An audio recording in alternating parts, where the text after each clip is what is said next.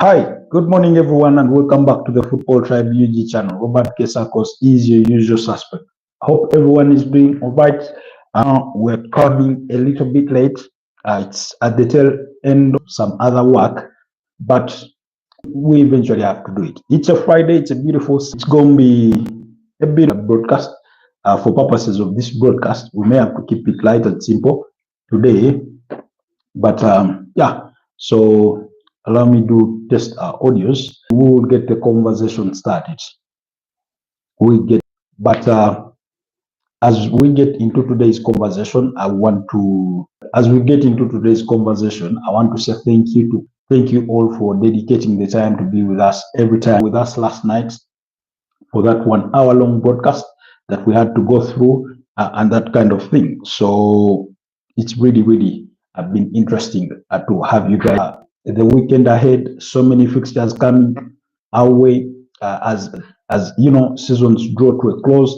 Of course, in the Spanish La Liga, there are games today. That's I can see we do have in Spain. There are games between Real Betis and Valencia, and the reason as to why that game comes early is because next week on Wednesday, Real Betis will be playing in the finals of the UEFA Conference kickoff at 9:45 p.m. The game between Real Betis and Valencia does come at 10 p.m. Then Napoli will be up against Cagliari in the final game of the season. Remember, whoever wins between Inter Milan and Napoli will win. The Inter Milan win, they in as far as the Italian Serie A is concerned. And then, of course, like mainly the Santiago Bernabeu, they will be bidding farewell to the likes of Luka Modric in his final game against Real Sociedad at the Santiago Bernabeu, but he will continue with Real Madrid. That's for the FIFA Club World Cup. Anyways, if you're just joining us, kindly like the broadcast and also please consider subscribing to the channel if you're new here. I would like to support. Thank you for the time section whenever we open the chats.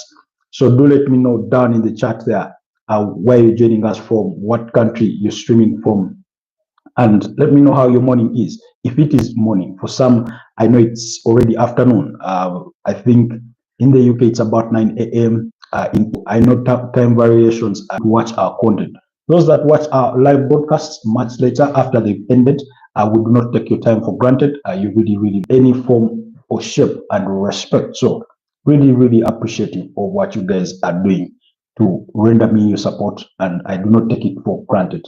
And I'll do my best to let me know down in the chat section.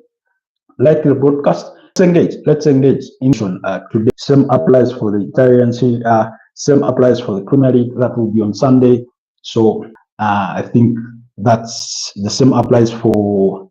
I'll have a final to play, I think, in the French Cup. Literally sees off the season. And the Premier League, all 10 games will be played on the same day, while in the Spanish La Liga, games will be played between Saturday and Sunday, as well as Friday night. I've told you about that game between Real Betis and Valencia. So, and then the Italian Serie A, majority of the games will be played on Sunday as well. So, and that kind of thing. Then I think in the same weekend or the weekend. So we'll keep an eye out on. Yeah, it's going to be plenty of action that will be coming our way. But like I said, this morning our focus is going to be on the transfer speculation.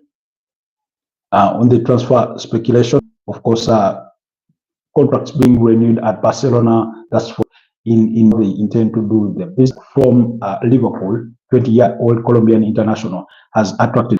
So they are looking at those two players, but the president in Joan Laporta did say, while they had interest in Nico Williams last summer, it is no longer the case. They've moved away from that.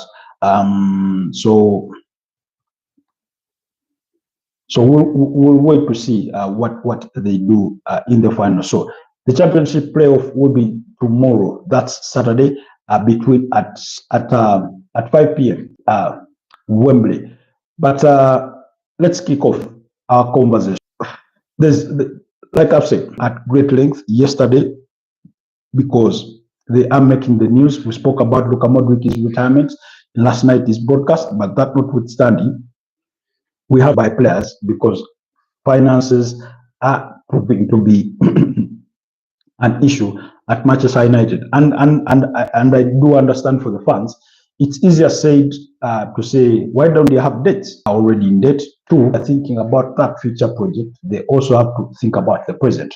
So if we were to borrow money, and I get the feeling that project, if it is to happen, will have to be financed by external partners in one way or form or shape. But as for now, let's speak about how they may behave in the market, or what we expect of them to behave in the market. So they are aiming to sell players like Jadon Sancho, Marcus Rashford, 27 years of age, Jadon Sancho only 25, Anthony only 25 years of age. Those are some of the players they are looking forward to selling as sort of definitely to raise in that same birth, because while they were in regards to what will happen, but if teams do come up with interesting offers, then Manchester United may be willing to listen for offers. Bruno Fernandes, Manchester United would not last 19 in what could be described as a make the hard decision and say, let's sell the player, let's make some money, let's bring in money that will be able to make a wage spend on two other players as potential replacements. And in that breadth, they'll have to broaden their eyes or their sights in regards to some of the players they want to sign. Sort of that top list could sort of be discarded to the side, and then they have to look to the big list of players. Now, again, make smart business, look at players that nobody is literally looking of their career, and then they bring them 1 to 3 seasons, and then suddenly everybody's admiring them. The likes of Kaoru Mitoma, João Pedro to Arsenal, and that kind of thing. So, I mean, if you're agent this summer, if you're looking for a striker, could be behind the closed doors at Manchester United. And then can you look to sign on that? But he is leaving, something quite have to spread payments. Across speaking about Bruno Fernandes, you have a club like Al who 20 million should fetch, even when he's in his 30s. If a team like that is giving you 70 million pounds, do not want to sell. Think about and consider for a minute and say, look here, guys. If we have to do a big trade-off, let's call a number 8 and a playmaker in a number 10, and with that money, and get them England, because if you want to get them from the Premier League, it may not come cheap. Drinking water for their number 8. That's the kind of player that they need to be looking out for in the market. If you go to a club like Villarreal and get a player like Alex Baena, he may not go because he will come with 5 to 15 million pounds for a Beleche Easy, and yet you could be getting an Alex Baena for maybe a slightly lower value. Again, it will depend on how much United will be looking at selling to maybe try and get themselves some funds. But despite missing out on the UEFA Champions League, Saudi Arabia's Al Hilal eager to sign the Portuguese international before the FIFA Club World Cup. That's according to Gimme Sport, that Manchester United will turn down any offers. Now, it's an open secret that Ruben Amorim likes around a player like Bruno Fernandes because he has the quality. But then the question is the kind of things that Manchester United need to do in regards to in the UK, that Ruben Amorim has a summer transfer budget of Wednesday's Europa League. Amorim has the backing of the board. That's team. It's well within their means. Personally, if you ask me about my views about the manager in Ruben Amorim, I may be inclined to debate for a little later. Now, again, for a team like Manchester United, if you have less than, because when they say it could be 50, so then it begs the question, how do you distribute that small money to suit all the needs that you need to fix in the squad? We're going into the summer, understanding that Manchester United, one, would want a goalkeeper. They've come to a consensus that, well, Andre, and the question, work on improving that defense. And you look at that back line and they back up Lisandro Martinez when he returns from injury, to back up Lenny Yoro, to back up Harry Maguire, to back up Aiden Haven. When you look at Diego Dalot, ideally, they would want is going to come demanding top money. You look, I think they're looking to sell him. Then you look at Luke Shaw. I think Luke Shaw should be one of those exiting the club, so that you do not have this sort of false hope that you have a player in Luke Shaw and yet he's going to play. Manager thinking where he started. Mason Mount, we all know for how long he built are not what. Those two shouldn't have started that game, in my humble opinion. So, but if you try to find a free agent, try to find, because the midfield is going to be even bigger fixes. One, yes, you have Manuel Ugarte, you have Casemiro, all agree should leave. Then you need to get a number 8. Mason Mount is not in any form or shape that old. He prefers to play in that free role as sort of, which is the new number 10. You need that number 8. So you need to go out there and look at players. Who are you going to sign for that same role to come and help you in that case? Maybe for speaking of left backs, maybe Manchester United should go to Fulham and try to see a very decent player for a left back player. So lose a player like Scott McTominay, a player that for me I thought has grit, could afford scoring you some goals across a campaign, but we shall not cry over spilled milk. So we need to be out there in the market looking for, potential replacements for that. Look at a player like Matthias Cunha. He's the number 10. For me, is he a priority? Is it a priority position? Because Joshua Zirkzee and Rasmus Højlund have not really delivered. Have they created for them that they failed to convert? And then I think that is an even bigger debate. Then you do have Echido Martin Obi, who is an upcoming player, but we've seen him start a few games for Manchester United. I think you should start preparing him, and then in addition to that, get another striker. Let go of Rasmus Højlund. At least there is interest from Juventus, Inter Milan, and Napoli in Rasmus Højlund. I know there's interest in clubs that would want to sign Joshua Zirkzee, whether or not on permanent deals. Of course, you may not be able to recoup what is overall or bottom line, because understanding where Manchester United are. One, they need a good striker, a very, very good striker. And when you say very, very good striker, we're talking about a player in there to adapt, he needs to develop, blah, blah, blah. And that's kind of Victor Gyökeres, a player in that mold. I'm not saying it's when you do not have Champions League football, because if you team like Manchester United, who have shrunk to 16th place on the Premier League table, then you need players that are going to fire you back. Now, Manchester United may need to acknowledge that may take them at least 2 years. If top 8th would still be a very bad season. To rise from 16th to the top 10, then you need players that are going to fire you into that position. So, and stars, you do not want to over rely on youngsters, because they may disappoint you. Because if it doesn't work out, everybody's just going to say, oh, they're still young, and that kind of thing. So then the question goes back to, we're still talking about Manchester United's midfield. So again, while you have Manuel Ugarte, who I think he's not yet come really good in that Manchester United midfield. He's not a player you look at and say United have their midfield solution. Maybe it is if they good and that kind of thing, but if the opportunity from Saudi Pro League clubs, those ones would be interested in signing a player like Casemiro. But whether he wants to leave Manchester United is a whole different story because of the wages that he's earning while there. So you could be stuck with a player that doesn't want to leave just because he's good players like Matthias Cunha, but also they're going to have to be on minimum wages in comparison to the likes that those that you're letting out go. The likes of £1,000 per week. Even Manchester United fan, when there were Angelo Di Maria, for whom it didn't work out at Manchester United, I think Falcao, but he was building that team of Chris Smalling, Phil Jones, David De Gea in goal, Marcus Rashford, rises on the scene. Axel Twanzebe was at Manchester United, or he wasn't good enough to play for Man United, but he was trying to build.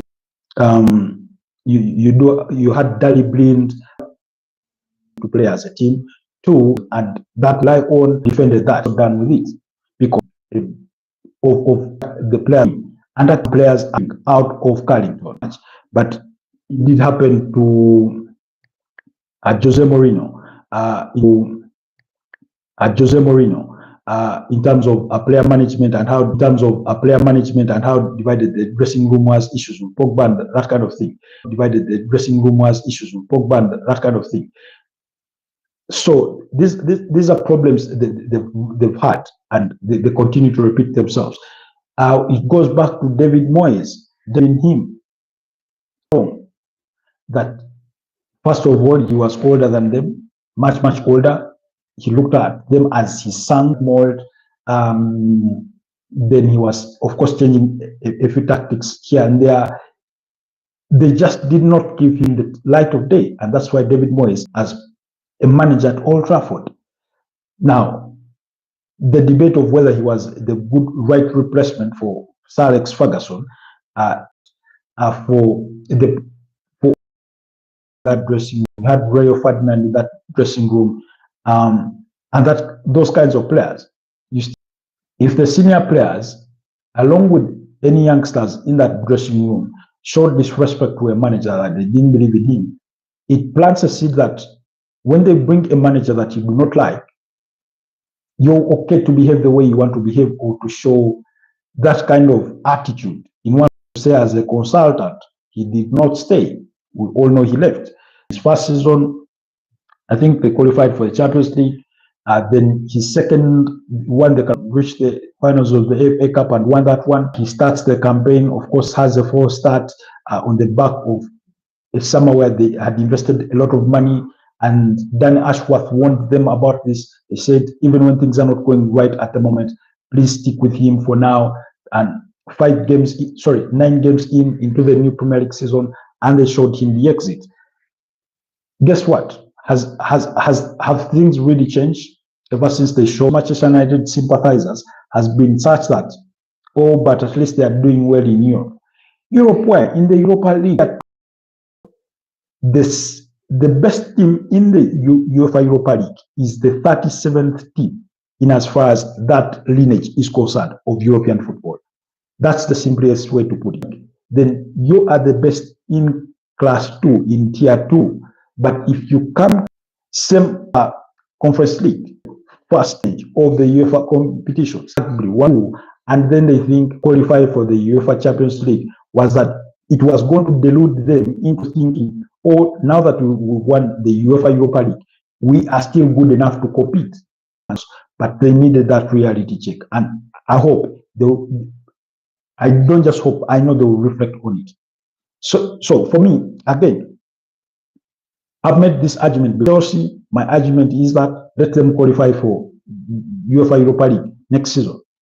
That's where they deserve to be in the UEFA Champions League. But are they ready to compete at that stage? Chelsea have spent the last 3 years building this whole new team. They've spent more than £1 billion, and yet they have still failed to assemble their best starting 11. What do they have? They do have a core of a team, but they are still torn about which goalkeeper is good enough for us. Philip Jurgenson, Robert Sanchez, of course, others are unknown, Kepa Atwan, and all the other goalkeepers they've signed. Prior to the start of the season, they had about 7 goalkeepers in that squad. They had a squad of about 40-something players. You've signed players like €100 million player in Mykhailo Mudryk is having his issues of being investigated for potential, breaching of anti-doping rules and that kind of thing. You have an expensive Raheem Sterling, but at the club. So you have so many players. You have players like Trevor Chalobah, who you're not sure whether they are good enough to play beside Malang, and Andre Santos are made to build your best 11. And the back line, of course, you're looking at Levi Colwill, you're looking at Wesley Fofana, but you're looking for a good centre back. You're looking at players like Weche James players.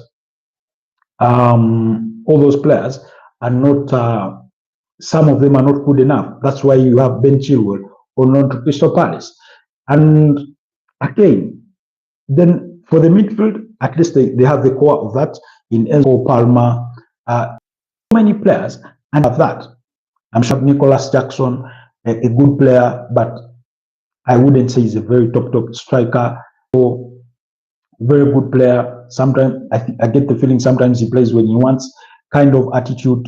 So really, Chelsea, go to UEFA Europa League, continue to closely. By the time Arsenal have never won the competition, and in no comparison should we compare them to Chelsea in terms of the respect that they do have on Europe, because Chelsea have 2 UEFA Champions League titles and 2 UEFA Europa League titles. That's not up for debate. But look at the trajectory of Arsenal, even when it's taken them 5 years to build that, is that they were in the Europa League. And after the 2021-2022 Premier League season, when they failed to qualify for UEFA Champions League, and I remember saying this, that there too, the team was so young to even go there and compete, and it couldn't have been more true. Then eventually, when they qualified after 2022-2023 season, they went performed fairly well, got knocked out FC Porto by Whisker, and got knocked out by a poor Bayern Munich side. At the quarter stage, they were in their development in terms of competitiveness, the manager, the players, and that kind of thing. This season, they've been better in the UEFA Champions League. Yes, they were knocked out in the semi-finals, but against what kind of team? Against a PSG team, it was being there to try and compete. So for me, those are my feelings, my assessment on that.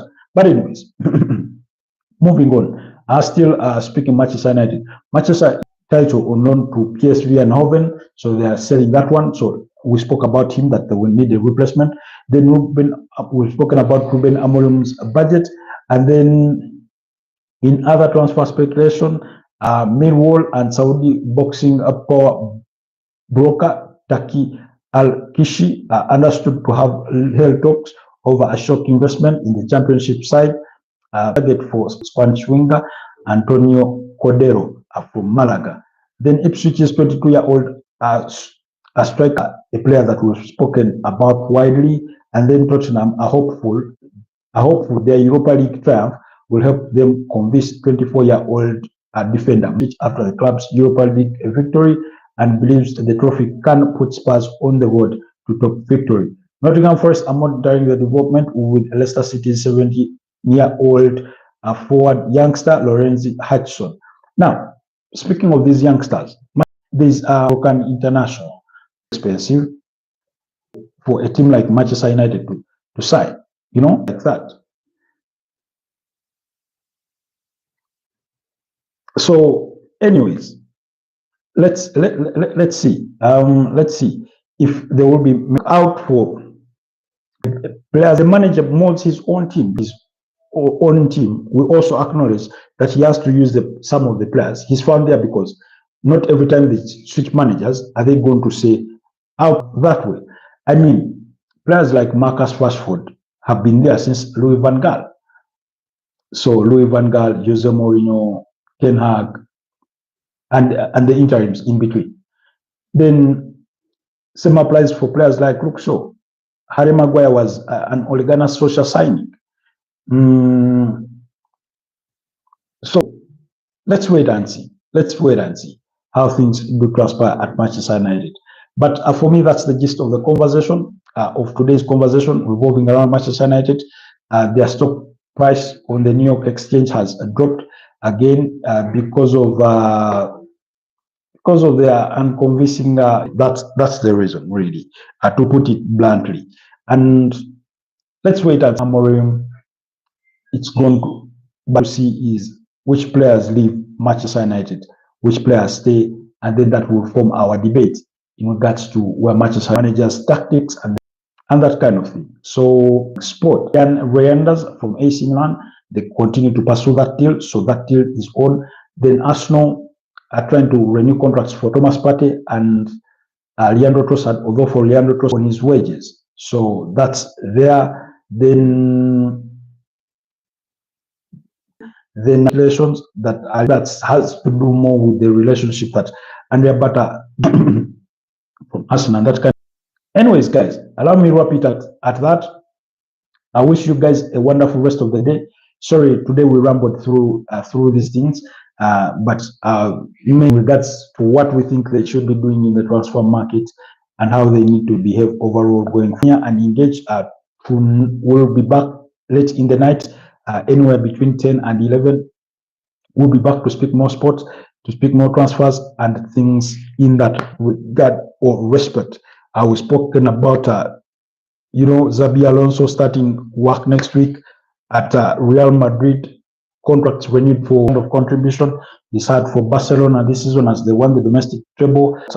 Signed a new deal with Paris Saint-Germain until June 2030. Remember, he's their sporting in Luis Enrique as their new manager. That was in July 2023.